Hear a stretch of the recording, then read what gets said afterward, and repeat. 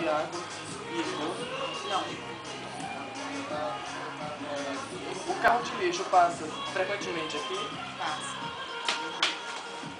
Você sabe o que significa reciclagem?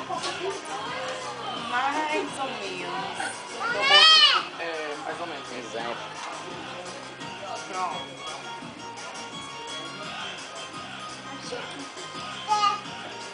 Na sua rua ou nas proximidades, existem canais ou lagoas com quais as pessoas depositam lixo neles?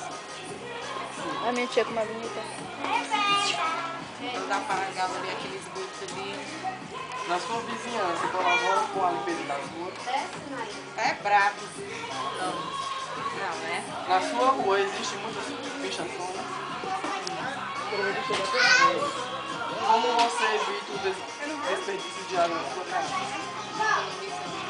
Vocês vão para uma festa?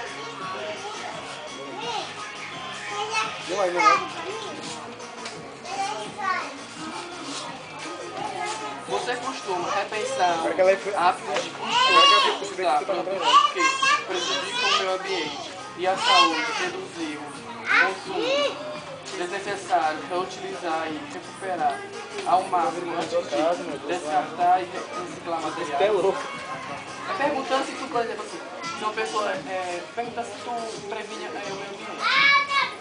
Porque eu sou fumante, eu fumo dedo, então... Não.